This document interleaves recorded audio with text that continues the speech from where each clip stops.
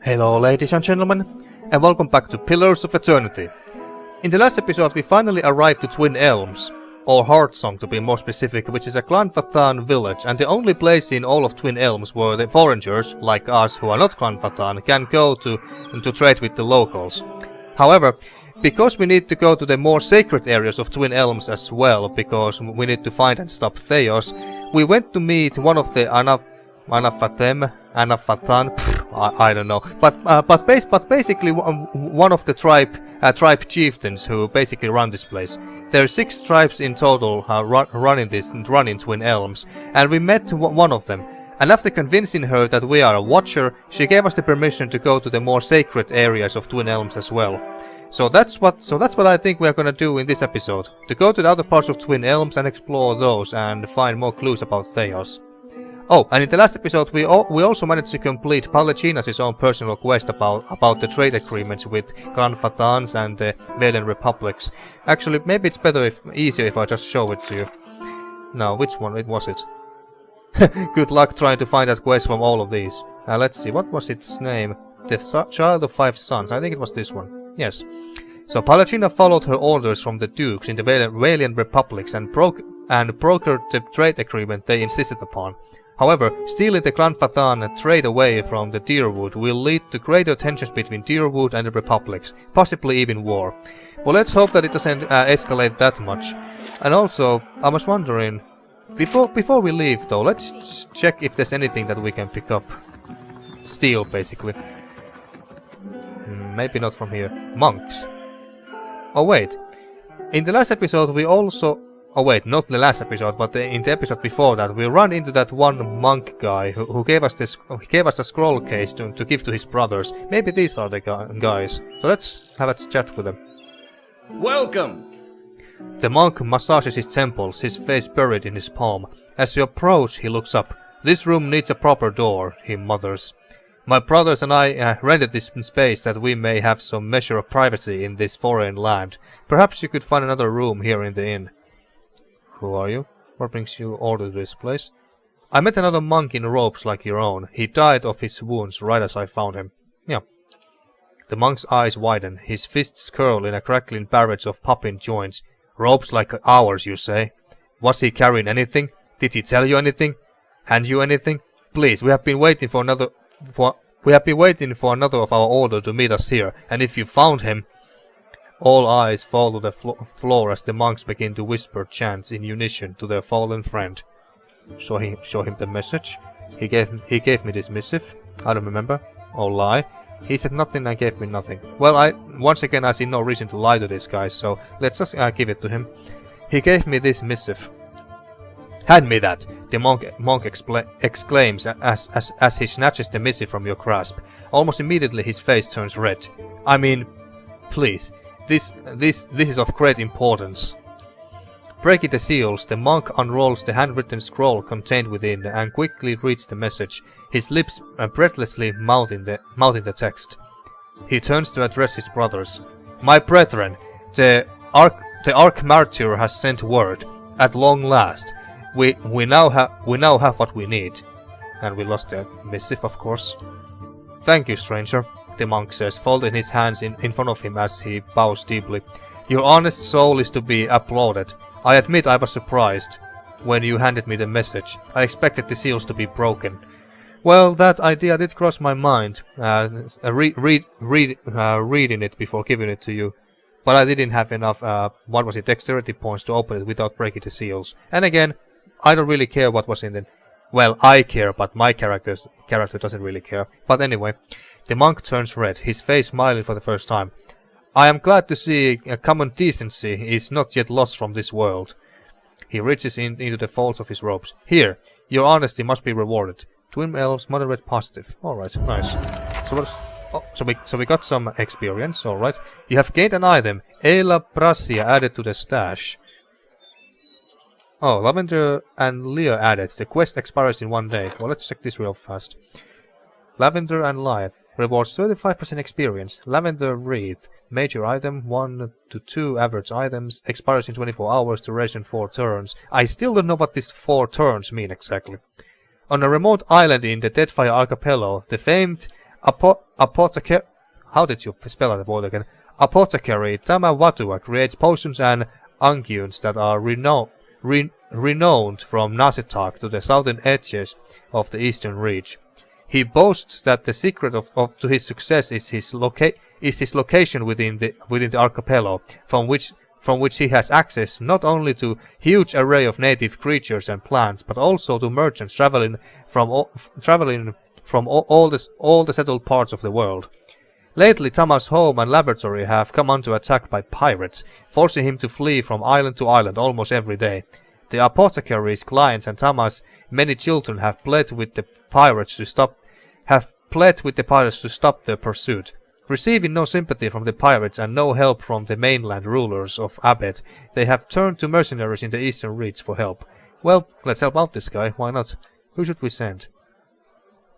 I was thinking about either Kana or... Actually, let's send Maneha. I mean, she used to be a pirate in Deadfire Archipelago, if I'm not mistaken, so I'm quite sure that she knows how to handle pirates. So let's assign Maneha. There we go. And now, what was that item that we got? I think it was in the stash. Eila Brasia. It's a shield. Alright. 8 deflection. It's only fine. Ranged graces reflected back at attacker. Alright. The small shield is of lightweight construction intended to be maneuvered in a swift and dynamic fashion as its namesake. Despite the fine craftsmanship, it was most famously known as the weapon of a pit fighter who used the shield and a distinctive dance-like fighting style to turn his opponent's attacks against them. So ranged crazed attacks reflected back at the attacker. It's fine. It's just fine. Well, it even says that fine. So yeah, so it's just fine. It's not terrible, but it's fine. Not as good as this. It's exceptional too. So not good at that. Not good as this, or even good as this. Yeah. But yeah, good thing that I checked. I would have otherwise missed that quest if I didn't go and check. Have a moment. I would like a word with you. Oh, and who is this? Hail and well met. Swineth. A slender woman in dusty leathers locks eyes with you. It's good to see someone from more civilized lands around here. Her unkempt hair sprouts in wavy black tufts. Despite the fine features that sculpt her face, a cleft chin completes her boyish appearance. I'm learning firsthand the many shortcomings of Clan Fatan hospitality. Her gloved hands come to rest on the pommel of a long estoc, chin low on her hip. I can almost forgive the hospitality towards outsiders, but the temperate taverns and these watered-down drinks, inexcusable. I hope I don't seem too forward, but I need to help my friends, and you look like the right person for the job. A sly smile carves a dimple on her cheek. Which is to say, you are not Clan Fatan, making you the closest thing I have got to an ally in this paranoid land. She gives you a coquettish sideways glance. And allies, well, they help each other, do they not? And who are you exactly? The woman pats the dust off her leggings and gives you an exaggerated curtsy. Where did I leave my ambassadorial manners? She flashes a mocking smile. I am as Schwinet. Pleasure to meet you. From Valiant Republics? She lifts an eyebrow with a blushing smirk. For the time being, though, I'm just another Estramore, minding her own business. Estramore. Oh wait, was that the term that the Clan Fathans used for foragers? Or foragers? Well, whatever. Well, what help do you need? My friends have drawn some unwanted attention. Siniveth looks to both sides, scanning for uninvited listeners. Clan Fathan scouts, and not just any mob of local zealots, the Fangs. She pauses to let the name settle in the air. The Fangs are a brutal, relentless bunch, eager to make an example of troublesome outsiders. The Fangs, I think they are one of the 6 tribes of Twin Elms. As for why I need your help, her smile widens as she speaks. I need someone to warn the expedition that trouble is coming, and I need someone ready to fight if it comes to that. She taps her hand on the pommel of her estoc. With any luck, we'll reach my friends before the Fangs do. But if not, the Fangs have a reputation to uphold. so this might require spilling blood. Why aren't you with the rest of your friends? Why not warn them yourself? This sounds a bit way too simple. She must be hiding something from me. So why aren't you with the rest of your friends? What did your friends do to draw the attention of the Fangs? Tell me more about your expedition. I like to think we are on a mission of reclamation. Swinet draws a shrewd smile. It is said that our armies left behind many valuables in their hasty retreat from Erclan Fad at the end of the War of Black Trees. So the way I see it, we are simply gathering up what our ancestors left behind. I doubt the Clanfathans agree with me on this, she adds with a dimpled grin. My expedition set out from Defiance Bay, heading directly east to cross into Clanfathan lands. I split off once we arrived at the Bale, the natural frontier between our nations. The plan was for me to keep my eyes on the Clanfathans while the main group scouted the target area. For days we eluded them. She walks her fingers over the back of her leather glove, leaving a trail of its dusty surface. But the Fangs got wise to our presence. Your friends are tree-pressing. By local custom, they are criminals. I don't think that my character is the type who really appreciates or even respects Clanfathans very much, and only sees them as nothing but fanatical barbarians. So I don't really care about them too much. Or she doesn't care about them too much. What did your friends do to draw the attention of the Fangs? Just settling foot in Erclan Fad is a good way to offend the tribes. I don't know how they picked up our trail. I suspect one of our newer scouts didn't cover his tracks well enough. When I spotted the Fangs, they were retracting a pack the expedition had taken days before. And why aren't you with the rest of your friends? Why not warn them yourself? Her posture stiffens at the question. It was my turn to handle far patrol. I spotted the Fangs on my trek back to camp. I knew that rejoining the main group would risk leading the enemy right back to the expedition. I know the woods and I know how to stay quiet, but I didn't want to stake my friends' lives on my ability to sneak past expert hunters like the Fangs. If they noticed me warning my friends, we would have been overrun. Swinet tilts her head to the side and points to you with a grin. But if they notice me and some reinforcements, like you say, well, at least then we can scare them off or put up a good fight. I'll help you warn the expedition. Yeah, why not? This sounds like a fun little quest. Swinet smiled with an overly display of dimples. Excellent! I knew I could count on you. She leans in and whispers, assuming the Fangs didn't already get them, my friends should be at or around the Pilgrim's Trail in the Northweald. The plan was to camp along a trail leading to a temple of Hylia. Find my comrades. Warn them the Fangs are coming, and help them clear out of the forest.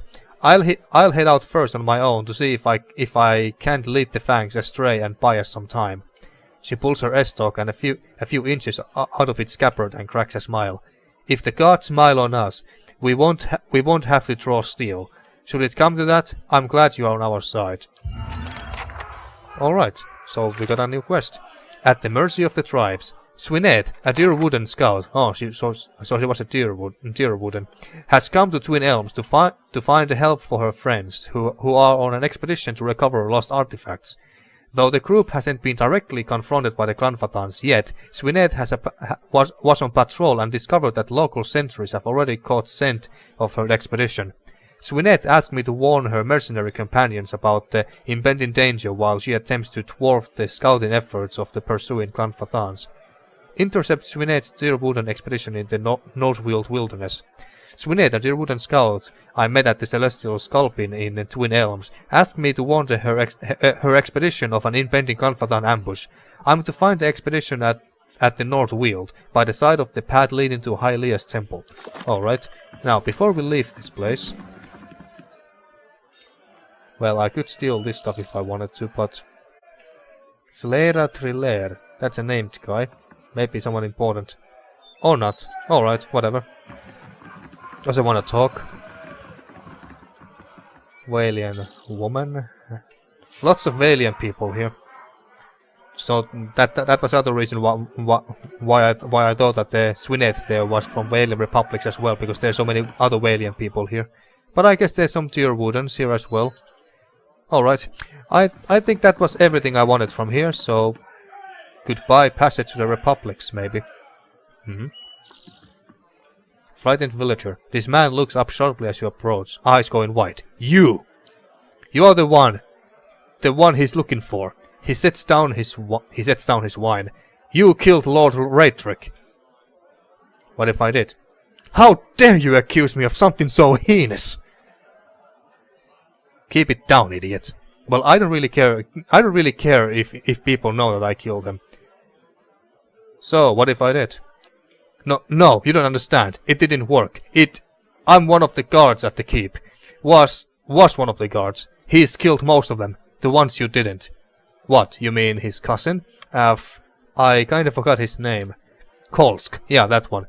He didn't last very long. Nothing but empty air. Him. Nice enough to work for, I mean. Much nicer, but that didn't help him when Raetrick came back. Gods, the screaming. What? Raetrick came back? Are you telling me that Raetrick has come back to life or something? His eyes. It was like he was burning inside. He shudders. He says he's come back to lead us, like before. Says he's going to kill you for what you have done. Well, shit. I told him I would find you, give you his challenge. Do it all honorable, that sort of thing. He let me go, and I kept on running far as my coin let me. He laughs bleakly. Funny, me running into you anyhow. Well, it is kinda ironic, I guess. Then perhaps I should seek him out. He's going to have to wait. I have more important things to do. I suppose you have some kind of trap waiting for me back there. You mean I have a chance to kill him again? How could I refuse? And what's your stake in all this?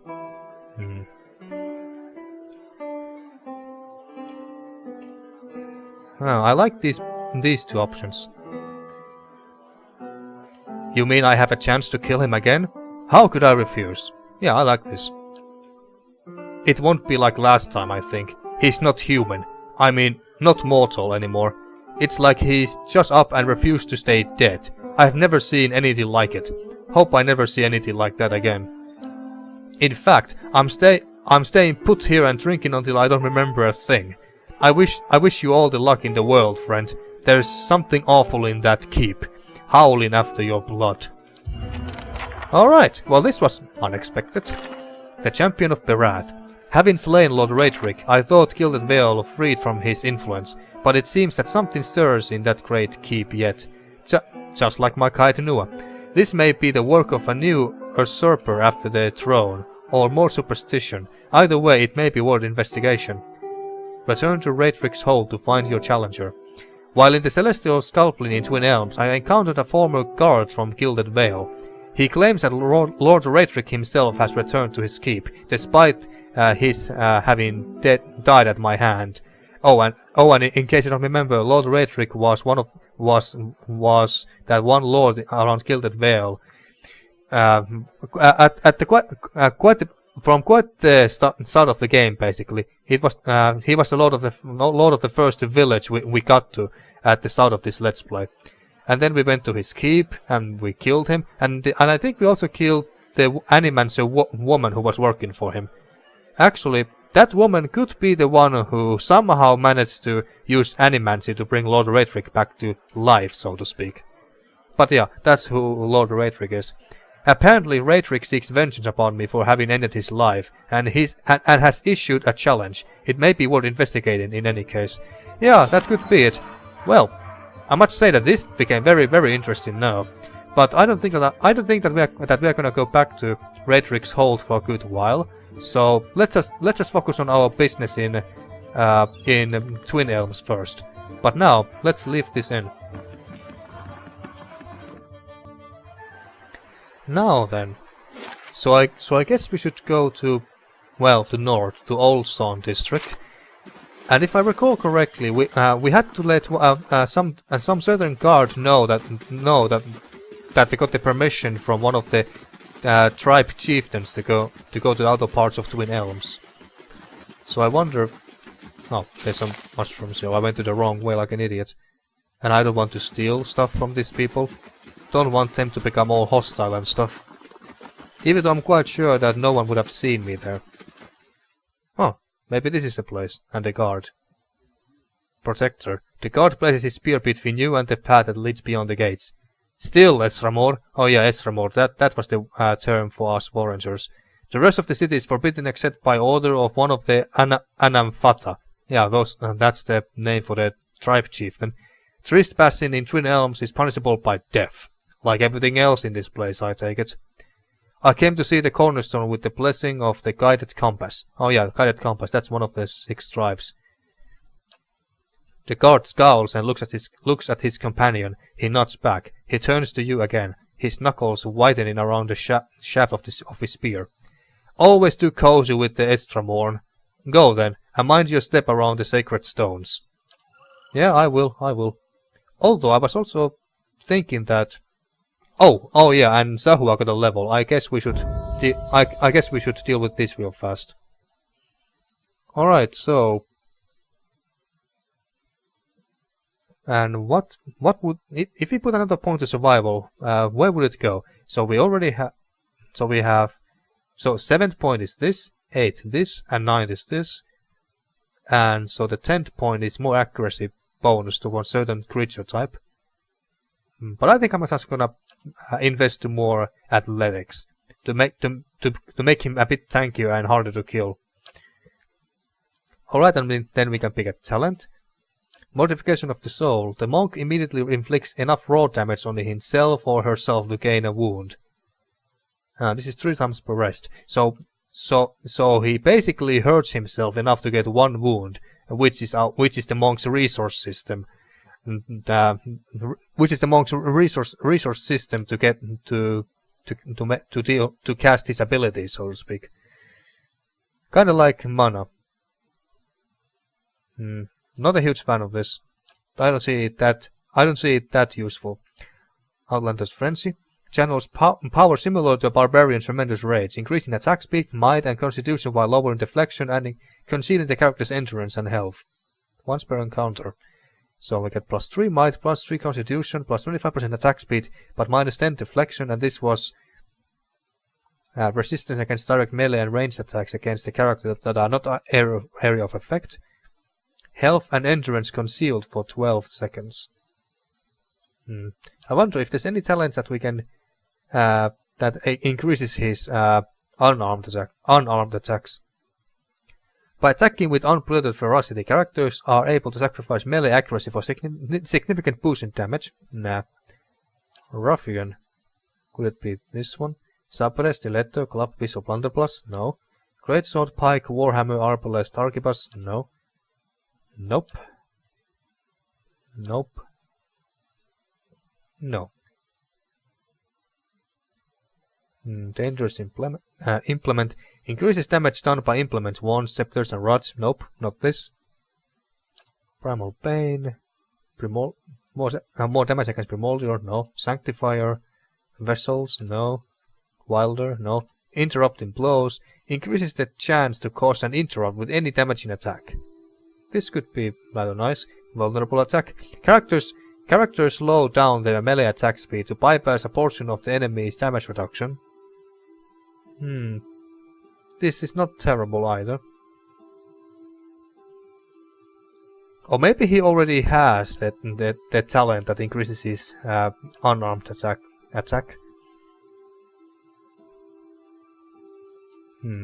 What about defense? Body control. Bolsters the character's defenses against paralyzed, petrified, sickened, stunned, and weakened afflictions. This would actually be very nice. Yeah, I like this. Let's pick up that. So now he has more defenses against those paralyzed, petrified, and stuff like that I hate. But then I was wondering here that maybe we should go back to Guide Nua and get Sagani to our party. Actually, let's see, where can we go from here? So we can go to Elms Reach and Old Song from here. So we can't get to Burial Isle from here just yet. Alright. Didn't Hiravias have a quest somewhere around here? Let's see. The Long Hunt, that's Sagani's quest, but what did he say again? Eder has seen that arc before. He said it's on the shores of Bale Lake, on the opposite side as Twin Elms. And I assume that this place is the Burial Isle. So, and we're not going there just yet, so I don't think that I need Sagani with me just yet. Oh wait, let's make sure. On the shores of Bale Lake, on the opposite side as Twin Elms. On the shores, on the opposite side of Twin Elms. Yeah, I think it is Burial Isle. Anyway, now where is Hiravias' quest? Dream and Memory? No, this is gonna be Mother's quest. Oh, Maneha's quest. The Grey Sleeper. Oh, that's the Cursed Sword. Ah, this is the quest which new quest we just got. And the other one that we just got.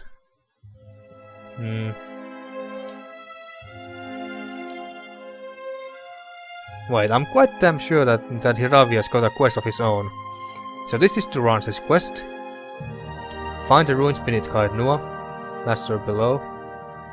This is also... Oh wait, this was Kana's quest, yeah. And this is the Master below quest, yeah, obviously, because it's rich there. The Long Hunt, this is Sagani's quest. Seeds of Cracked Hold. We tried to do this once, but it was so goddamn... we got our asses kicked so badly that we couldn't do it. But maybe we can do it now. Well, not now, but I was thinking about finishing the White March Part 2 before we go to Seeds of Cracked Hold. But anyway, Grieving Mother's quest. Aneha, Grey Sleeper, At the Mercy of the Tribes. Oh yeah, this is the... yeah, it's not here. Hard Bargain. Talk to Alarhi in Heartsong's Market. Oh yeah, this is other quest that we got in the last episode. I think I try to do this very fast before we continue on. The Blade of the Endless Paths. Oh yeah, this is the about the blade sword that we found in the Endless Paths, and we need to find in other parts. Disciples of the True Flame. Wait, was this... oh, this Longwatch Falls. This is White March stuff. This is also White March stuff. And this... and we need to go to Kaid Nua to deliver Naldred the Wise's head. Alright, so I guess... strange. I was quite sure that Hiravias had a quest of his own.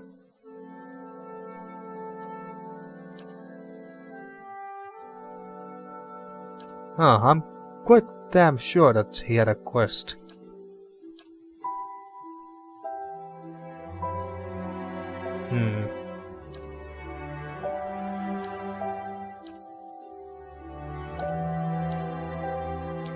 I don't know. I guess he didn't have a quest after all. Even though I was quite sure that he had a quest, because one time when we were in the Endless Paths and Hiravias died, and then we lost a quest, which I assumed was his quest, because of course we can't complete it if he died, and it was his quest. So that's why I thought that we had a quest for him, but apparently not. Or maybe, or I just missed it like an idiot. I don't know. I'll check it later. But now, let's go to the marketplace real fast. Alright, and now find Alarhi, and I think she was somewhere around here. Hard Bargain. Alarhi has left the Heartsong's Market, perhaps having learned that Rinetto enlisted me to pursue the Elart Gola. I should find out where the herbalist has gone. Ah, so she's not here. And that's her apprentice, Yvain, so I think she knows. A young girl looks about the market with a disinterested gaze. As you near, she snaps to attention and strengthens her posture. "Welcome, Estramor," she says with a curtsy. Alarhi is not here, so I'm running the shop while she's away. She glides her hands in front of the display cases of poultices and remedies. If you're looking for herbs, tinctures, oils, or ointments, then I have got everything you'll ever need. I'm looking for Alarhi. Where might I find her? She lives not far from here. The little girl points at the exit out of the market. Climb up the stairs. At the top, there's a circle of ruins. Do you know it? Yes, actually I do, because we explored this place in the last episode. It's on the north side of Heartsong. Anyway, her house is right there. The door faces those ruins. Oh yeah, it must be one of those houses that we explored in the last episode. I bet that it's one of those houses that was empty last time when we went there. Well, show me your wares real quick. Of course, have a look. Yes. I have to keep this in mind, because I could use these for crafting. But I think I'm gonna save my money for now. So yeah, that's what she sold. Find Alarhi at her dwelling in the Heartsong district. Yeah, let's do just that. Now then, so... What did you say? Nothing.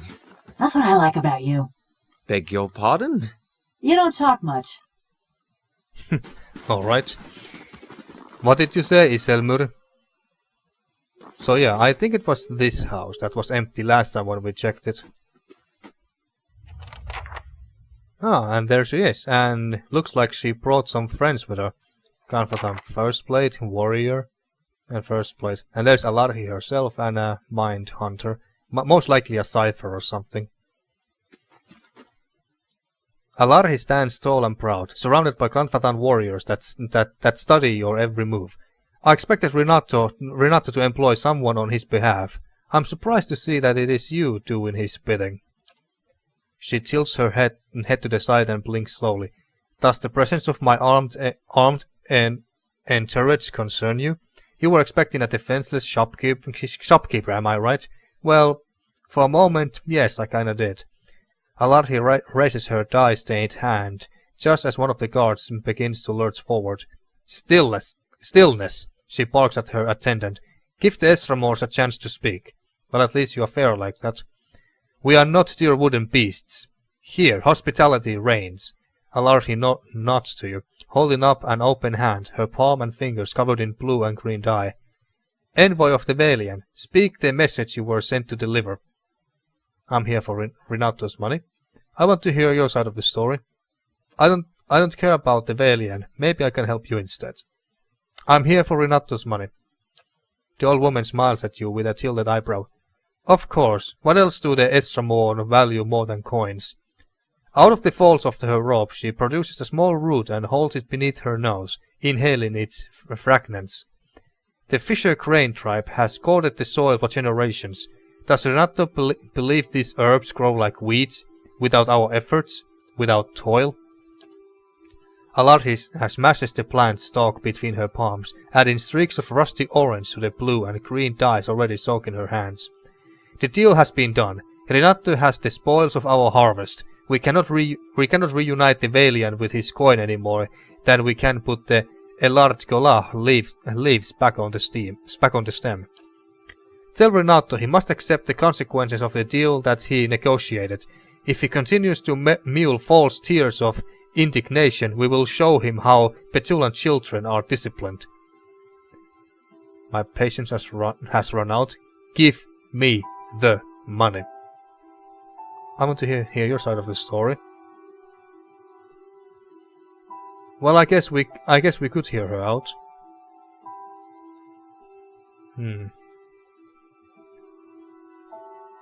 Or should we just?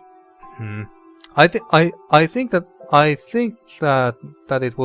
it would be more like my character if I just told her to give the damn money instead of bothering to listen to her side of the story. So let's go with the first option. My patience has run out. Give me the money. The old woman looks to her guards, then to you, and raises an eyebrow. Already? What little patience you must have. With a snap of her fingers, the guards stand in attention. Cleanse this filth from my hearth. Well, good luck with that. Take Renato's money from Alarhi. Yeah, let's do that. I doubt that these guys are that tough. Let's hope that the guards outside won't hear any of this. Palatina, you go and finish that one. You go and attack this one. And then you, Devil, go and blind this first plate here. And I guess you could go and... yeah, you attack this one as well. And as for you... you... the area of effect is not that big. Let's wait a little bit. Alright. Now let's use someone around here.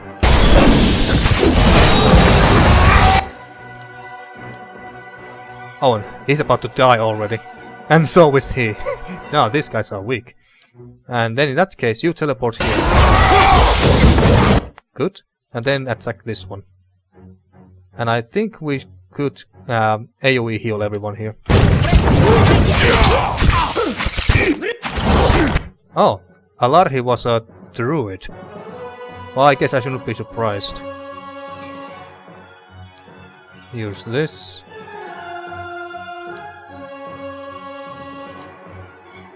And I want you to heal Zahua.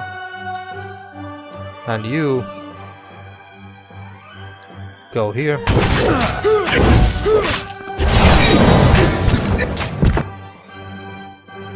Is that one I'm about to die? Yes, it is. Yeah, just finish it off.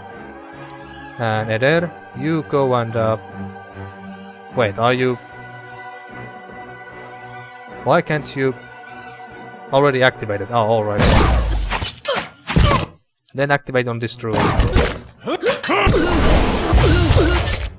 And you... oh, you already used them. Alright, whatever. This was per rest. Yeah, let's not use any of them just yet. I just wanted to see what this written flame would have looked like. Alright, and then go and finish that one. Yeah, they were easy. Easy peasy. Yeah. And did they drop anything? Renato's money. Alright. Just fine. Armor and access and stuff. Nothing too interesting. Give the money to Renato. Yeah, might as well. So let's leave this place. Alright. So far so good. The protectors and hunters and other guards here haven't seen or heard a thing. And now let's go back to Renato real fast here and give him the money.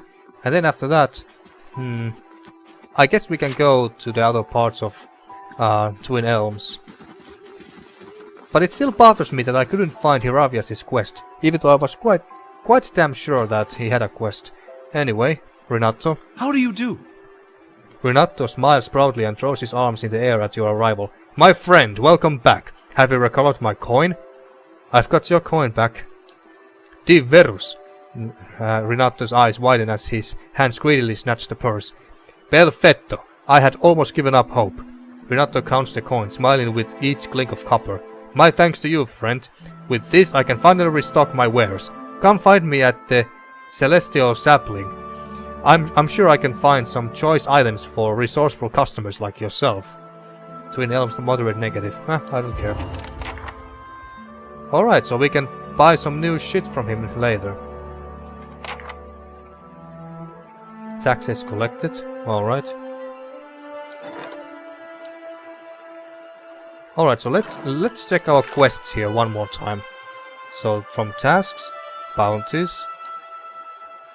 That's the ancient sword thing from the Endless Patch dungeon. Trials of Durance. This is Durance's quest. Time and Tide. Kana's quest. The Master Below. This is the Endless Path dungeon quest in general. Long Hunt. Sagani's quest. Siege of Cracked Hold. White March stuff, which we are gonna go into later after we have completed White March Part 2. Dream and Memory. The Creepy Mother's Past. The Burden of Memory.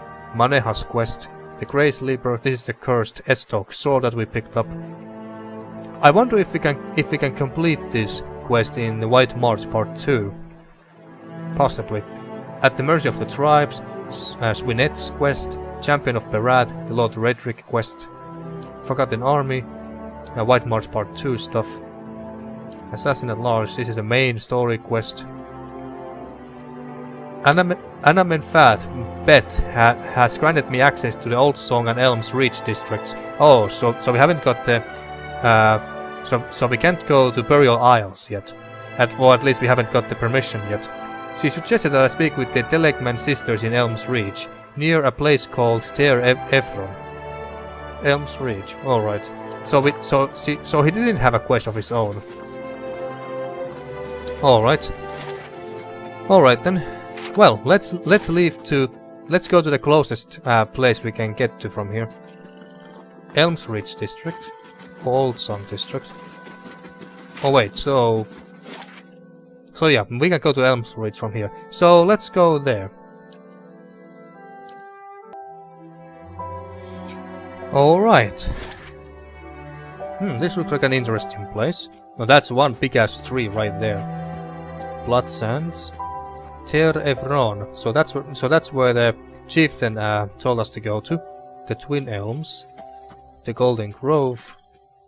Hall of Warriors. Sounds like an interesting place. Old Sun District. Clanfathan Home and Clanfathan Home. Also, I was wondering, I forgot to check that. There.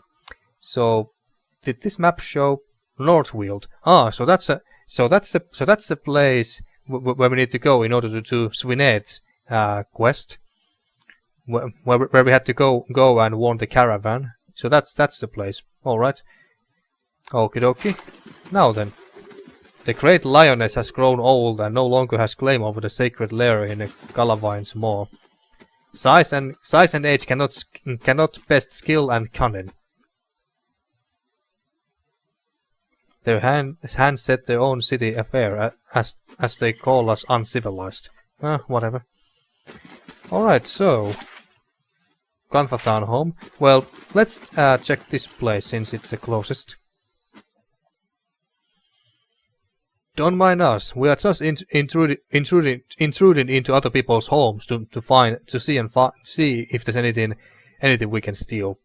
Well, there is, but I don't think I want to steal from these people. Actually, we apparently can pick up this, and they don't seem to mind. Clan Fart, Conflict and Unexpected Alliance. Have we read this?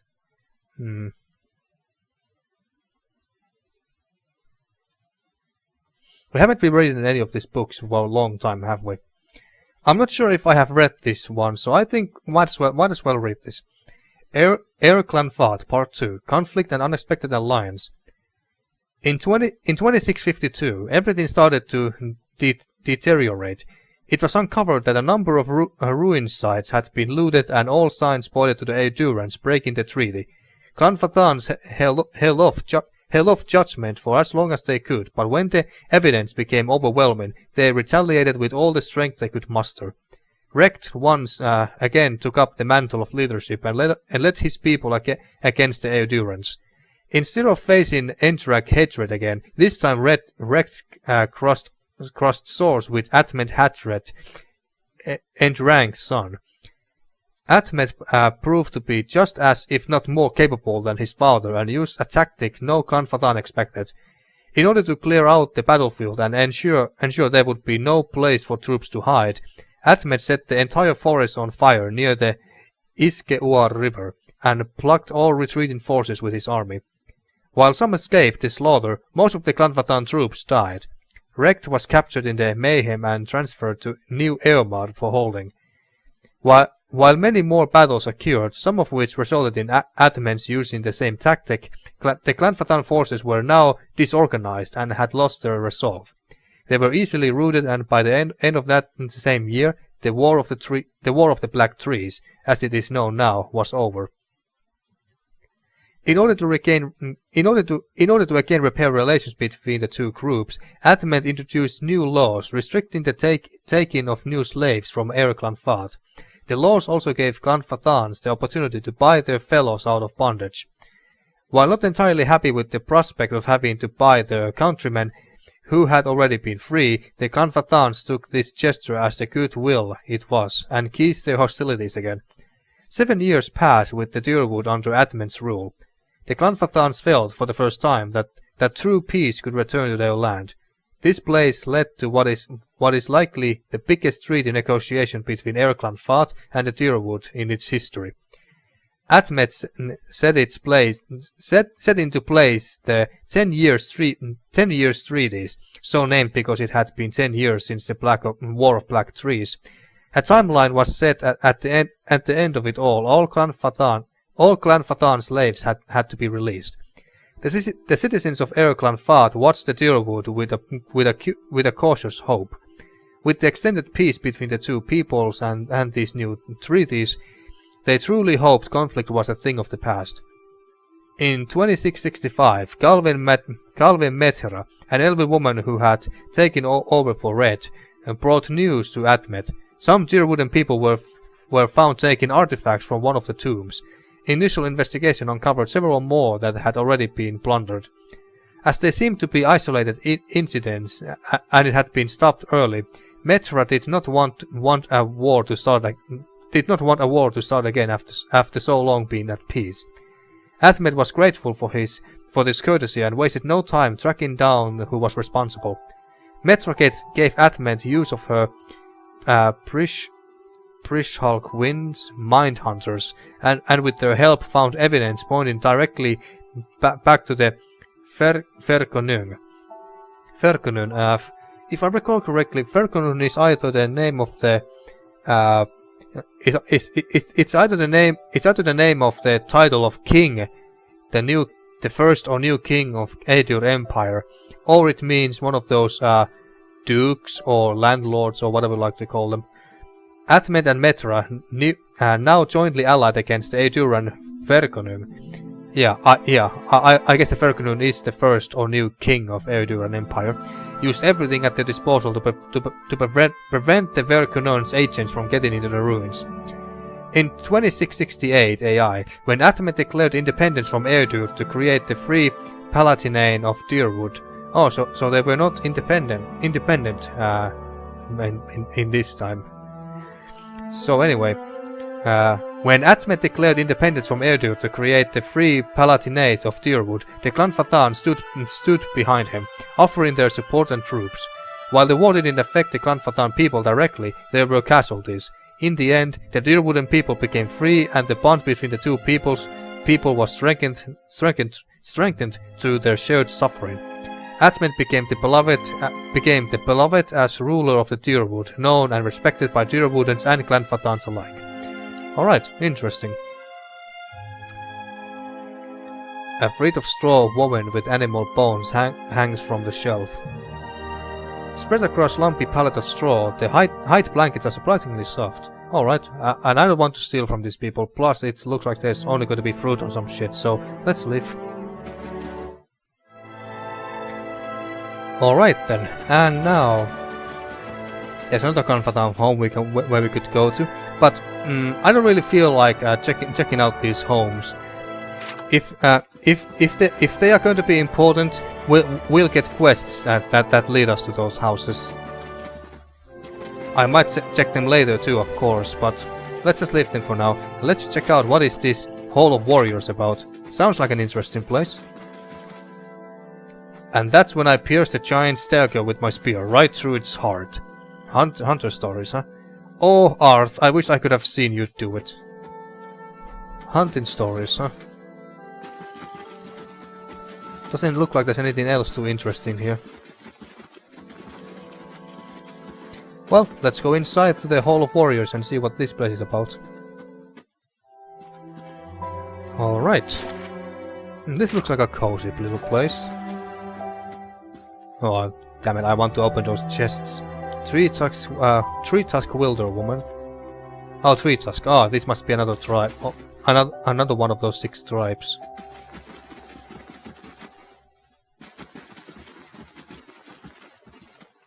Is there anyone interesting, important character? Simoc. Looks like he's the only one who matters here. So let's chat with Simoc. Maybe he's one of the leaders. The leader of this tribe. What brings you here? A grizzled old elf, his hair braided and dyed, stands at one end of the hall. His arms and chest are cross-hatched with the pale seam of scars. His crooked smile looks like another.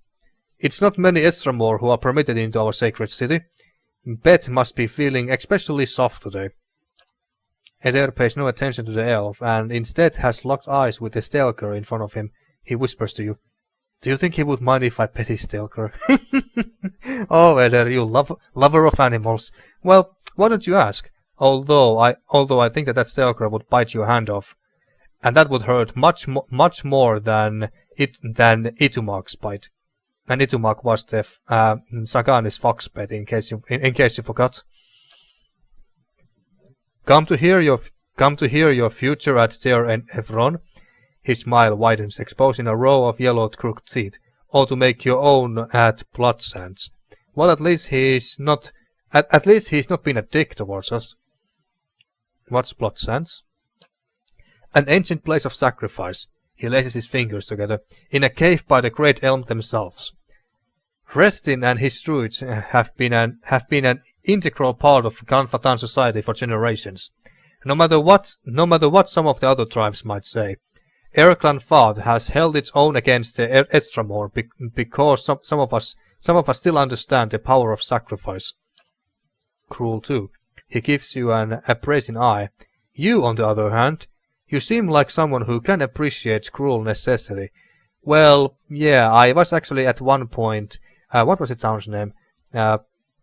Diofurt. Yeah, I think that I was about to sacrifice Kana below the town of Diofurt to gain some more power, just out of curiosity, and because I would imagine that's what my character would have done, to gain more power and become more stronger and powerful and shit like that.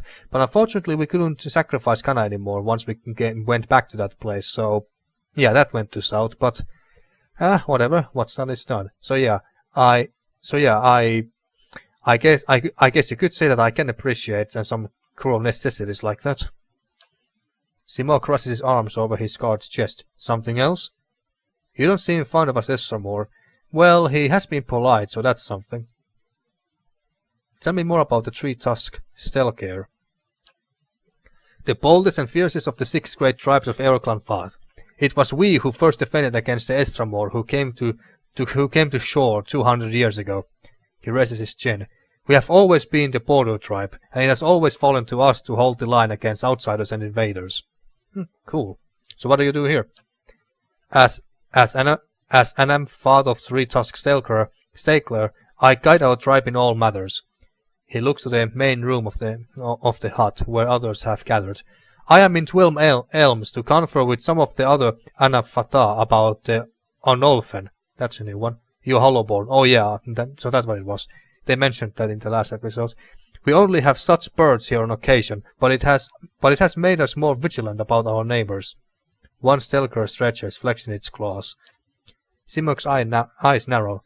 There are some of us who believe your Onolfen to be a punishment for the defilement of the builders' sites. Others say it's a plague carried by the Estramor. All answers to fit their hatred. There's no reason to believe a word of it. The word of it is true. You don't seem fond of us Estramor. He hunts shoulders straighten. I fought in the Broken Stone War and the War of Black Trees. I saw my brethren cut down defending the places of the builders, and I shed blood alongside Galvin wrecked himself. He coughs. Now the Estramon seem to think that they will find a cure for their empty children among our sacred sites. Or worse, that they will find sanctuary in our lands. His gaze darkens. And I have seen what happens when they set their sights on Glanfathan's soil. From what we have seen, those sacred sites might actually have a cure. They protect those sites because someone told them to. You wish just once they would have the courage to question it. And this worries you? Have a pity, they are only trying to save their children. Screw that. Then you must fight back. Give them reason to stay away. Yeah, I like this. He smiles slowly. You understand me well. Maybe you were a Three-Tusk Stelgaer in another life. Your ferocity is unusual among Estramon. Perhaps you can appreciate my predicament. In my 250 years. Oh, you're that old? But, well, then again, they are elves. I guess elves always live much longer than humans and dwarves and shit. I have led my people through 2 wars. Our borders have remained intact, and largely through the reputation of the Three-Tusk Stelgaer. His voice drops to a growl. I have sired a dozen children, but none have been deemed fit to take my place. I care nothing for the legacies that obsess the Estramon lords, but it is important that my successor continues this path. Is your role hereditary? If your children don't succeed you, what happens? Ordinarily, the Rio would turn to others in my tribe, to clan heads and their families. Ordinarily, he levels his gaze. But we share a tradition of fostering the children of other tribes, and the Anamfat of Fisher Crane has trusted his youngest to my care. He grimaces.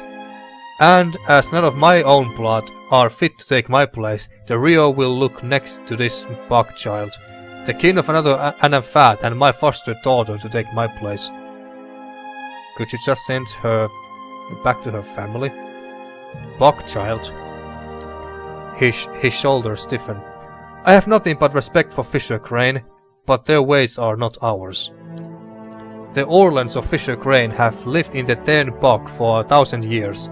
They are cunning and furtive by nature, which serves them well when they have swamplands to hide their movements. He crosses his arms, but this will not deter the Estramon on open ground. I wouldn't be so sure. There is greater fear in the unseen enemy. Well, yeah, you are absolutely right about that, Aloth. He points at the warriors gathered near the fire. Our savagery has deterred the Estramon from further encroachment. Well, whatever. They still tell of our deeds in the Broken Stone War. But if a child of Fisher Crane leads our tribe, we will lose that boldness, and the Estramon will loosen their fear of us. The child will be influenced by the souls of her ancestors. In times of crisis, she will look to her kin in their bog for guidance. No matter what I might try to teach her, it will not be enough. Cruel too. He considers you. There is a way you could help. Few have the stomach for it, but I think it could suit someone of your inclinations. Well, get to the point. This Orlan girl has the soul of a leader. If it were passed to one of my own offspring, our tribe would remain strong. As Stelgaer at Simoc's side scratches its massive head on the Anafant's leg, he remains steady on his feet. The druids of Bloodlines have a way to do this, and they understand the importance of a strong line of succession for Three-Tusk Stelgaer. The irises of Paladina's golden eyes grow wide. This is brutal talk, even among Clan Fatans. He gives you a key. There's a house in southeast Heartsong, next to the river. The child will be asleep, and I have arranged for her to be unattended for a time. So wait, is he asking us to basically go and abduct a child and then sacrifice her? His voice becomes a quiet rumble. Take her and bring her to Keeper Fratha, these goddamn names, in Bloodlines. She knows what must be done. When she presents you with the liquid essence, bring it back to me. So wait. What will Keeper Fratha do with the child? I don't see why you need me to do this. Tell me about the potion that you need from Fratha. I should kill you for this. I don't really care, but at the same time, I would say that my character would despise to have sacrificed like that. Well, yeah, like I said, I did try to sacrifice one of my characters some time ago to get more power, but at the same time, but at least they were not kids. And what will Keeper Fratha do with the child? His scarred face twists again. Have you seen the rituals of Bloodlines? No, and I'm sure that not many other Estramon have either. She will sacrifice her. It is the only way to distill her essence. Palatina's lip curls into a sneer. How quick the old are to sacrifice the young for their purposes. The Orlan child? Go on. Well, I don't see why you need me to do this. Why don't you just get the child yourself? Because I cannot do it without attracting undue attention, he frowns. I don't relish passing my own burdens onto another, but this will incite war between our tribes if I am caught. Then why the hell are you doing this in the first place? If you want to sacrifice someone, then at least sacrifice one of your freaking own people. Oh man. I don't want to do this, but I'm just trying to think here that whether this is something what my character would do. No. My character might be a cruel and aggressive bitch, but she won't go and sacrifice children.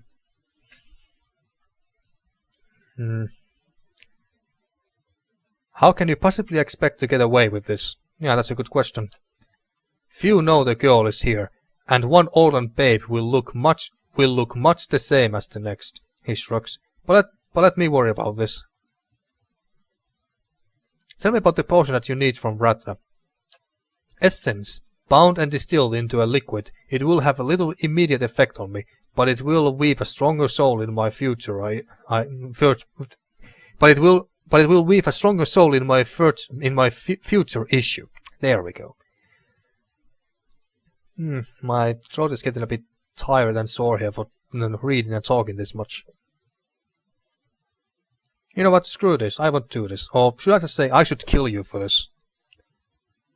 I should kill you for this. The Stelgaers at his side growl.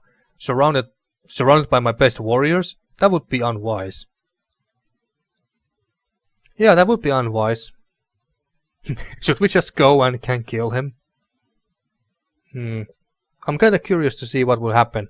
But then again, there is like, I don't know, 7, 8, maybe 9 warriors here. But then again, the warriors and such we just battled against in that one hut, in Alarhi's hut, I don't think that they would be that much big of a deal. But if I now attack him over this, would that mean that my character is a little bit too passionate about other people's lives? Well, we could come back here later to kick his ass if we wanted to. That's also an option. I don't think that my character would care about this so much that he would go and straight out attack him. And besides, our positions are rather bad here. I mean, we are all the way here, while I think that's Zahua, and he's all the way there, in a very bad position. So yeah, I don't think that... Wait, what? Can we continue, please? Be easier to kill this fella and distill his essence. Ah, so Eder feels like fighting.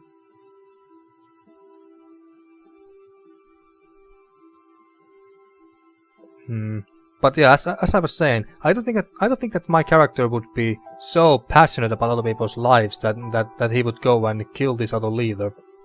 And besides, what would the other tribes think about this? They would not be so happy. And besides, I think we can come back here later and kick his ass later if we want to. But yeah, I won't do this. I do not relish the deed, but 2 centuries of leadership have taught me that all things bear a cost. He nods once.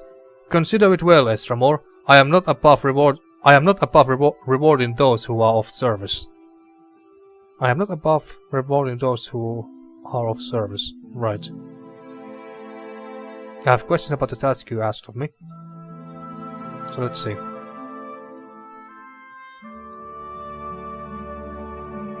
Yeah, that's all. This chore is regrettable, but it's also necessary. It's just your superstitious bullshit, I think. Goodbye. Well, we got the quest anyway. Simoc, an amphat of the Three-Tusk Stelgaer, has led his tribe for nearly 200 years. For nearly 200 years. Didn't he say 250 years? Anyway, but he has failed to produce offspring with souls fit to succeed him. Simoc confided his fears that his tribe, which defends the Granfathan border, will grow weak without aggressive leadership.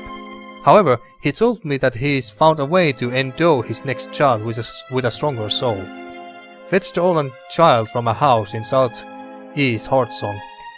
Anamfat Simoc is fostering a daughter of the fisher cranes Anamfat. He asked me to bring her to Keeper of Ratra to the Ethic Knoll for a ritual that will allow him to consume her essence. The child is in a house by the river. Simoc has arranged for her to be left unattended. Simoc admitted that the ritual will involve sacrificing the child. I wonder if I should tell the other Ananfetas chieftains about this. Oh, what now? Who is that? Lilras. A young man approaches you with a swift and purposeful stride. While you have never met him before, he has the same stern, wild look as Simoc. One of his kids, I take it. He doesn't speak until he's right next to you. When he does, his voice is quiet. Wait, I saw you speaking with my father. Out of my way. Yeah, I have no time for you, kid. He glances back at the room with Simoc. He's asked you to sacrifice Vela, hasn't he? Well, if that's the Orlan kid's name. He grits his teeth. Maybe he's right about the Three-Tusk Stelgaer growing weak, but if this is the price of strength, it isn't worth it. The tribes have survived this long because we have stuck together. A voice of reason. It's a wonder Simoc didn't feed him to his stakelers. Do you have another idea? Actually, I agree with your father. Not really, no. I don't like the idea of sacrificing kids. I would never hurt the child. Well, I don't think I would say that, or she would say that, because she's a cruel and aggressive bitch. She beats the living shit out of anyone who comes in her way, be it child or not. Well, do you have another idea? He frowns. There's an herbalist among the Ovates of the Golden Grove. Bletha, that's her name. They all gather southeast of here by the river. She could brew a poison. Simoc wouldn't know the difference until it's too late. There's an easier way to kill Simoc, you know. You know, like right now. Why not just return this child to her birth parents? You want me to murder your father? Let me guess, if Simoc dies, you are next in line. Fine, I'll poison your father. Let me guess, if Simoc dies, you are next in line. It's not like that. The Rio have already determined that my soul isn't strong enough. Whoever follows my father, it won't be me. Alright, so you don't have that motive. Assuming that you're telling the truth. You want me to murder your father? No. But it's better than allowing him to murder this child. Well, if you say so. I don't know whether that's a good thing. Good thing for the future, considering the future of your tribe. But well, it's your tribe. What do I care?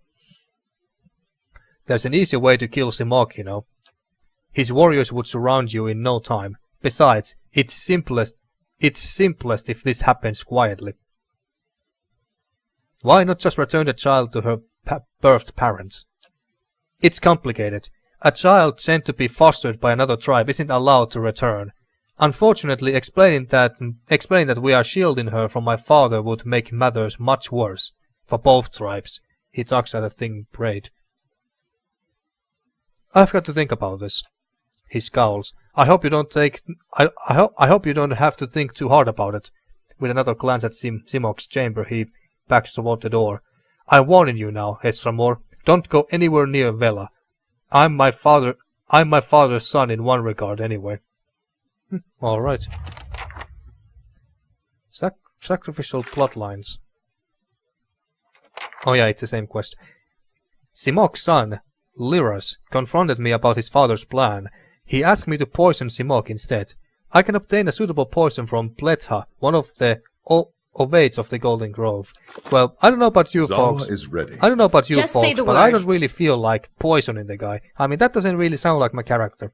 I'm on it. If I was more subtle, sneaky and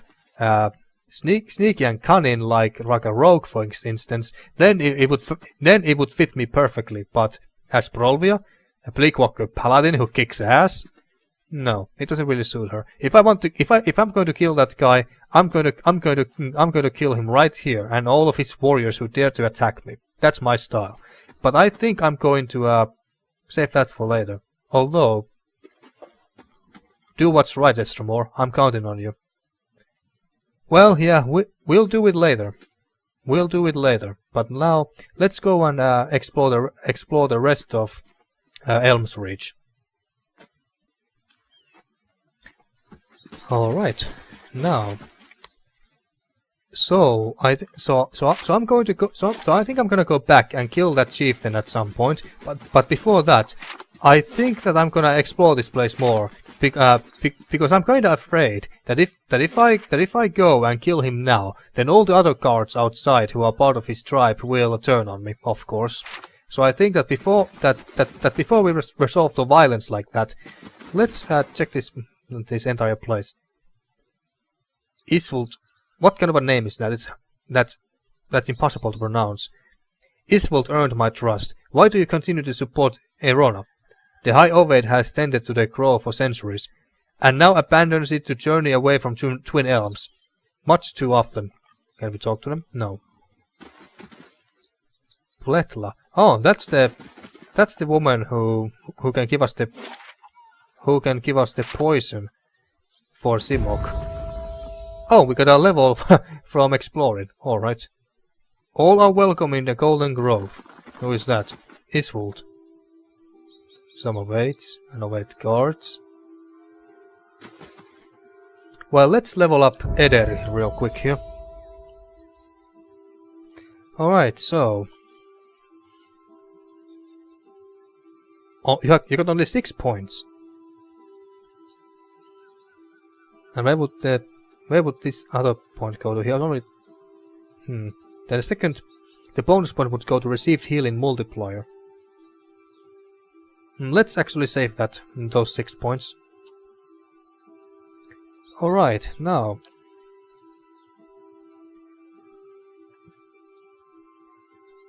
wound binding. Allows the healing of a modest amount of health on the user once per rest. I hate those rest thingies. Body control. I do like this. Bolsters the character's defense against charmed, focused, confused, dominate, frightened and terrified afflictions. Yeah, I like that. Let's give him mental fortress. Maybe next time we're gonna give him body control talent. Alright, so... What are you about, Isvold? An elf with placid green eyes nods in greeting. Welcome to the Golden Grove, traveler. Builder's wisdom to you. Do you seek the wisdom of our herbalists, or simply to bask in Veretha's glory? Tell me about the Golden Grove. We are the Ovates, druids, philosophers and students of nature. We gather here to share our knowledge and celebration. So, in other words, they are hippies. She gestures to another elven woman standing near the entrance of onto the grove. Many travelers come to us for poultices and remedies. Plethra understands the cures and poisons of nature like no other. And I assume that you're the one who leads this thing. And what do you believe? We believe that knowledge is found in the earnest exploration of the natural world. She tilts her head. We do not, as some have said, oppose the gods. We simply believe that we have found a brighter, more peaceful path than devotion. And who leads your order? High Ovate Erona leads us. Oh, so it's not you. She sometimes journeys to Elmshore to renew her strength. However, she is there now with some of her closest followers, in fact. Erona is a mighty elm among us. She's lived for generations. There are none who understands the world as well as she, and we are fortunate to have her wisdom to answer our questions. Well, tell me more about her. Her eyes brighten. Why, you must meet her for yourself. She is wise and kind and has led our order from the beginning. Wise and kind. I don't think that we are gonna get along. Yet she walks among us and gives freely of herself. She turns her gaze to the great twisting elms. That is what so many of us cherish about her. She is present among us in a way that the gods never are. Alright, good for you then. And there's some reed. I hope that they don't mind if I pick this up. Oh, alright. Tamvrun, another named guy, but I don't really care about you right now. So that's this place. This place is full of hippies, basically. And what else do we have? The Blood Sands and Efron. So this is the place where the... Oh, what now? That's Thaos. Or You have stayed true to our cause, Inquisitor, when so many others have not. For every heretic we confess, for every betrayer that burns on our pyres, new sheep continue to flock to Iavara Extensios. But not you. I underestimated you in the beginning, but no longer. You honor me, Grand Inquisitor. It is not for honor that I summoned you today, but for duty. Too many of our own have confessed upon the wheel and the rack and the flame. Too many of our faithful have had their minds poisoned by the Kratom witch. The tide is against us now. We have but one option.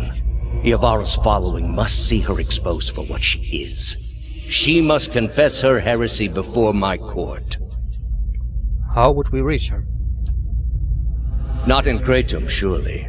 Their lord has embraced her heathen faith and protects her with his army. But in Oceanus, things would be different. The king of Oceanus is a sinful man. We have helped him to see the error of his ways, and now he fears for his soul. He would pay any price for absolution. But how would we get Iavara to move to Oceanus? You have already done much for the Inquisition. I wouldn't ask this were there any other choice. Alright. I wonder what I did in my past life when I worked for that guy. Alright, so anyway, like I was saying... Ah, what now?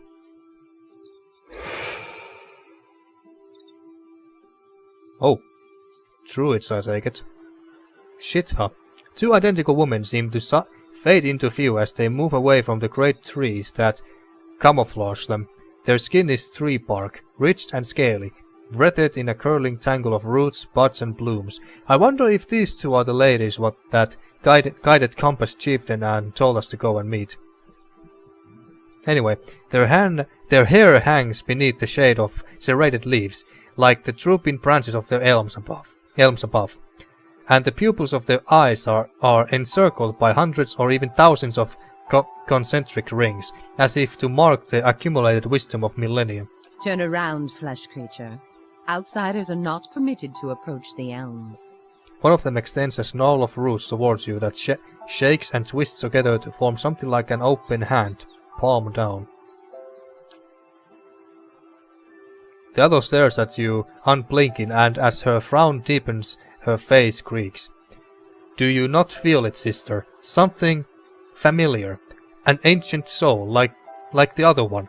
Another defiler, no doubt. Let us tell her and be troubled no more. It would pay the depth of her predecessor. So it would seem, Rhiannon. But we must not hasten to judgment. I see a different motive here. Different questions in these eyes. Well, you have good eyes. What of it, young trespasser? Is it as my sister says?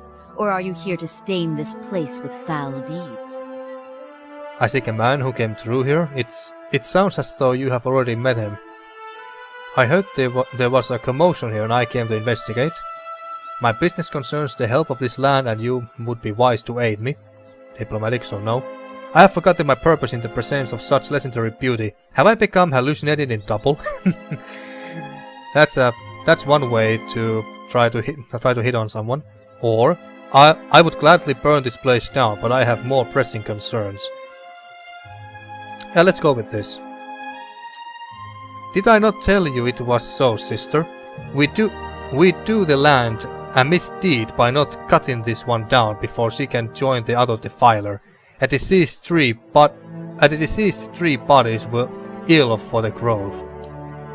Lacking in sense though she may be, we both know that she is here to find the man, Thaos Ix Arcanon, nothing more.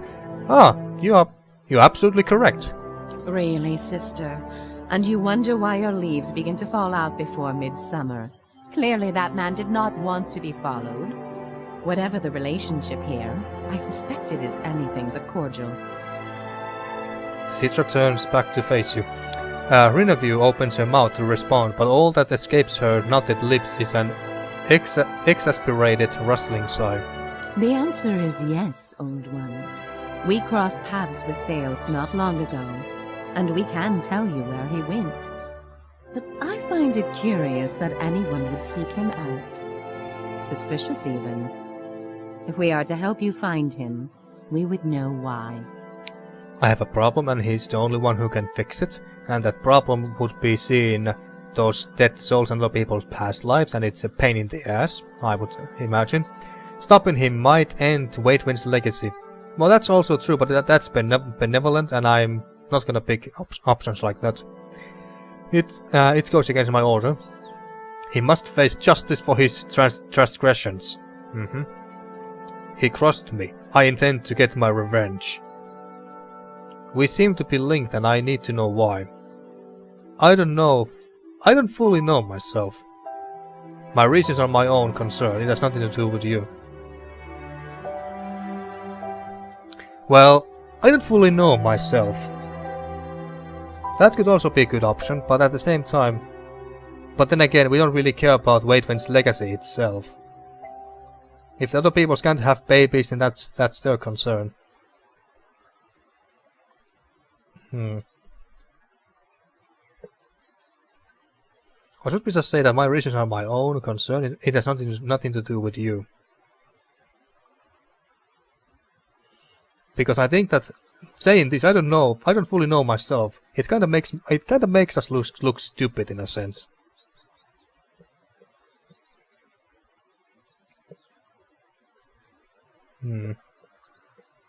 My reasons are my own concern. It has nothing to do with you. Yeah, I think that this is I think that this option fits our character better. It has everything to do with us. If you do not learn what we know, you will never reach him. Unfortunately, Rhiannon, I sense that worse things will be in store if we do not impart what we know and bring these two together. Yeah, she knows what's going on. But that's what this is really about, isn't it? You are tied to him. Shitha glances over at you, and then her expression changes as though seeing you for the first time. We are tied to him, huh? I see it now. You are awakened. Your soul is awake, and something once buried deep now wells to the surface. Past overwhelms present, closes in around you. Your time has nearly reached its end. What? My time has nearly reached its end? I don't like the sound of that, young lady. Or young, well, we're not exactly young, I guess, but...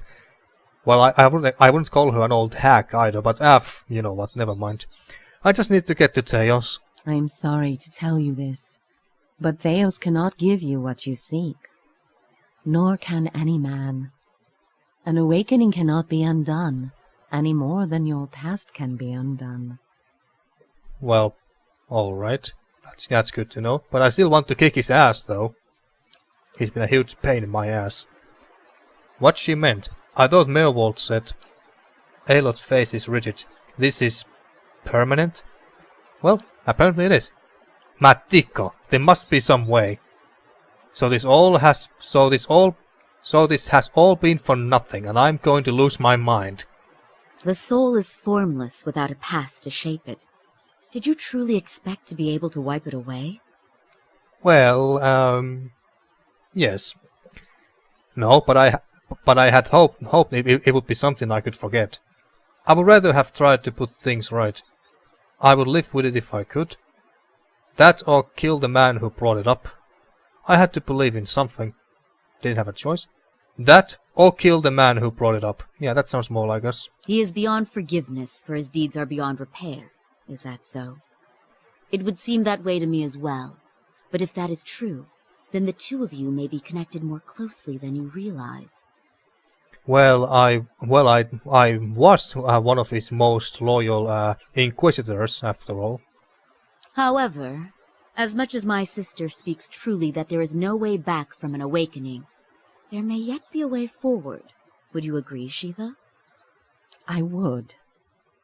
Were the way not so likely to end in death. Death may be preferable to what lies in store for me. I wouldn't go that far. You underestimate me. In what way exactly? I'm not entirely sure what she means by you underestimate me. Does it mean that Shita is underestimating our courage? How much we are not afraid of death? I'm starting to lose my voice a little bit here, folks. Excuse me. Well, what is it? The man Thaos you must already know by now. You are linked by a common past. Yep, I know. Something about it lingers within you, festering, unresolved. What it is I cannot see any more than you. And without that knowledge, your doom is certain. Well, shit. But were you to learn the source of this discord, perhaps it could be put to rest. Though it is equally possible it will trouble you as much now as it did then, and merely speed your condition to its end. My past comes to me in pieces. How do I unlock the rest? You might wait for it to come on its own, of course. But when it comes, it will replace your sanity's last breath. Such is the nature of your condition. Well, great. Or you could learn it from someone who already knows. Thaos. Would he remember? It is said the gods made his memory perfect, that he may never forget his charge. If he ever knew, he still does. So he never forgets. Not that he would tell you, of course. Well, yeah, that's very much possible. Unless I beat the living shit out of him until he tells me. You have followed the right person for the wrong reason, it seems. We see it often beneath the elms. The soul dragging mind and body to unknown places for unfathomable reasons.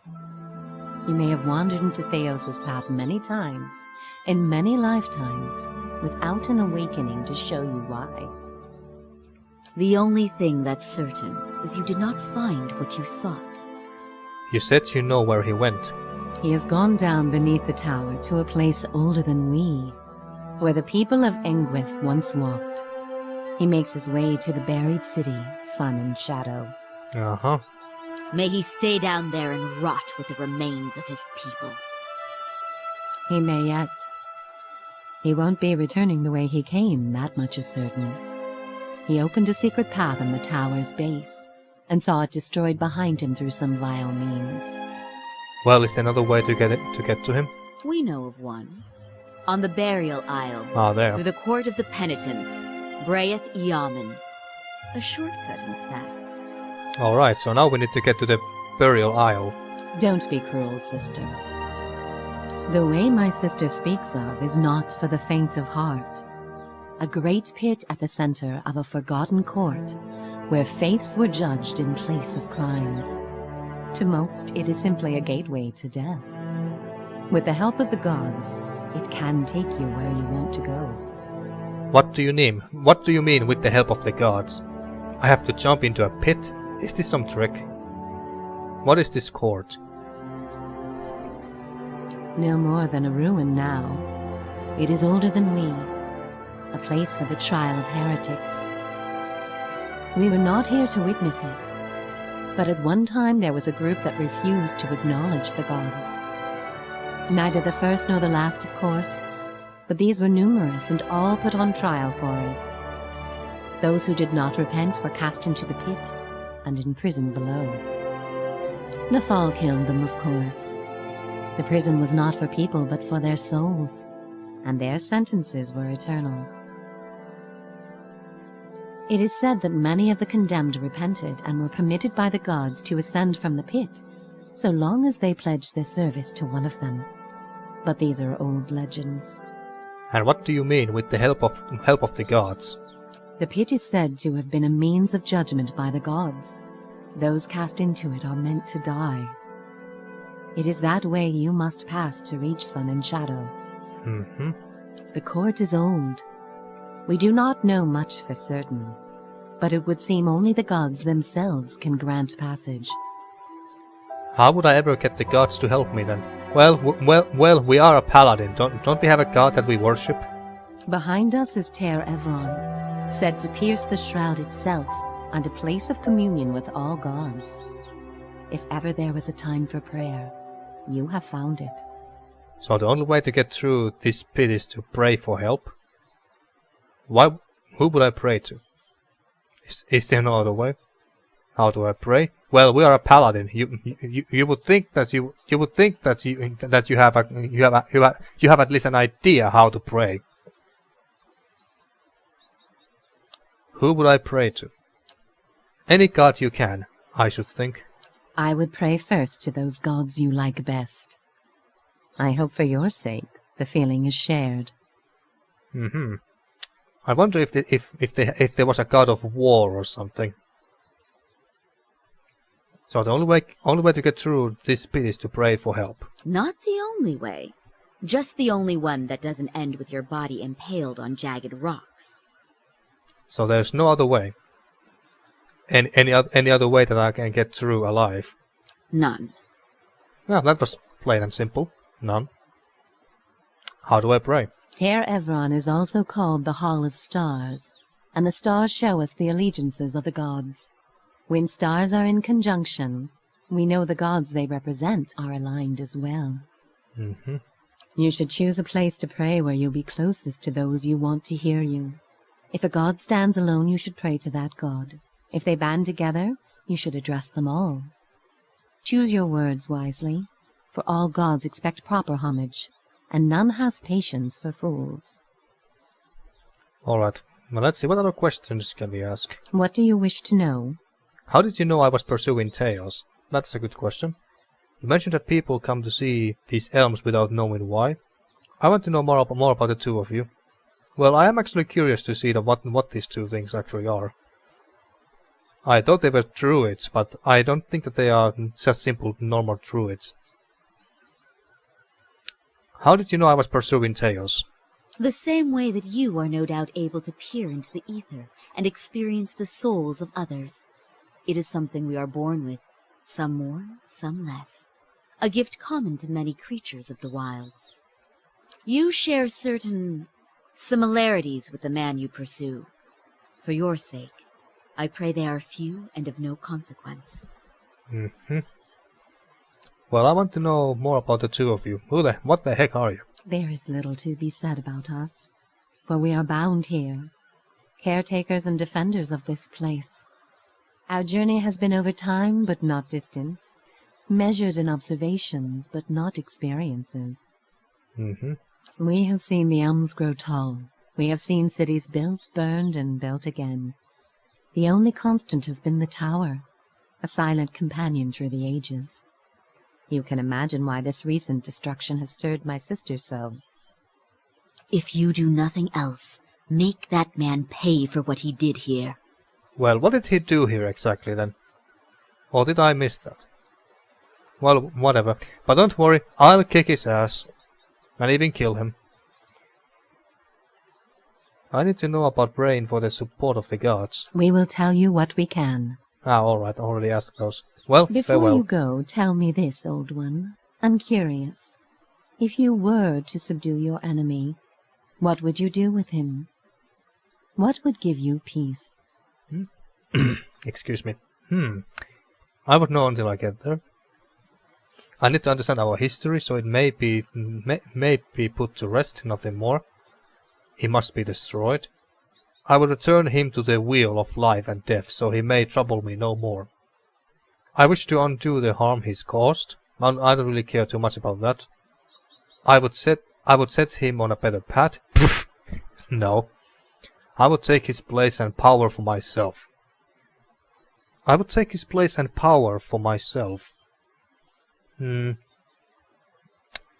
Not really, no. I would return him to the wheel of life and death, so he may trouble me no more. Yeah, I think this sounds more appropriate to our character here. Why let him off so easily? You would need a grove of elms like these to create enough parchment to write down his crimes against the world. There must be some greater punishment you can exact. Well, do you have any suggestions? Surely, sister, she must do what is right for her. All the same, think on this matter. Be assured in your course. In the end, it may mean all the difference, not just to his soul, but to yours. Yeah. And be warned. Some questions have answers that can never be learned, and it is those that trouble the soul above all others. May you find an answer to yours. Well, thank you, Shida. And now Alot's got a level. The assassin at large. So, the Delemgan sisters directed me to Teor Evron to petition the favor of the gods. So we have to do it inside here, I take it. Council of Stars. Shita and Rinovan, these damn names. The Delemgan of Elms Reach told me that Thaos has destroyed the route from Teor Evron to Great Eamon. To reach him I will have to descend through the pit in the Burial Isle. That requires the aid of the gods. Pray to the gods in Teor Evron. The Delemgan sisters explained that no mortal can survive the descent to Great Eamon. The gods, however, can grant me safe passage. To ask for their favor, I'll need to pray to them in Teor Evron, where they are said to commune with mortals. Travel to the Burial Isle. Court of the Penitents. Did I read this already? Well, anyway, the Delemgan sisters of Twin Elms know that Thaos has escaped into the subterranean path to an ink-within location called Sun in Shadow, blocking access behind him. The sisters revealed to me another way to reach him, perhaps even overtake him. The Burial Isle offers path through the ruins of an ancient ink-within prison, Great Eamon. The route is perilous, but it may be the safest way to Sun in Shadow, as it involves a long fall straight down. My hallucinated memories are becoming more frequent now, barely distinguishable from the waking world. I am running out of time. I need to know what Thaos remembers about the past that we share, so that whatever it is that plagues my mind can be put to rest. Travel to the Burial Isle. I have learned from Shida and Rinovan that the way into Sun in Shadow lies in the Burial Isle district. There is an ancient court there that can lead me to Thaos. Alright. And let's level you real quick. Alright, and for you... Let's see. You would get more damage reduction if I pick the survival.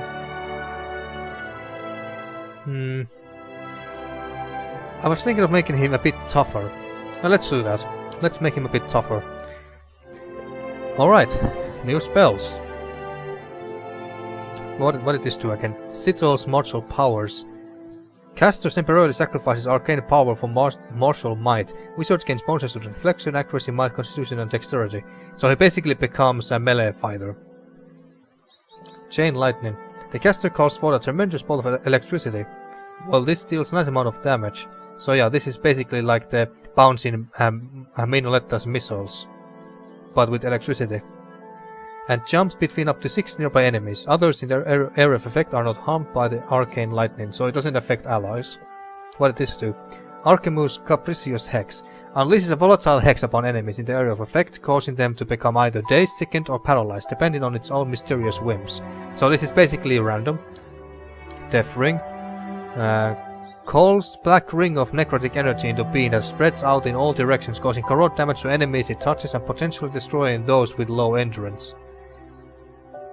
I think I'm gonna go with Chain Lightning, that sounds like more fun. And Talent. I think I'm gonna pick second bonus 4th level spell. There we go. But now... Oh, the sisters are gone. Spooky. Alright. Oh wait, no, they are there. Never mind. So that leads us to Teor Evron. So over there we can pray to the gods and ask for their help. Bloodlines is here. Let's check this place out real fast. Are you sure of what you claim? I hope that the sacrifices would have... Here.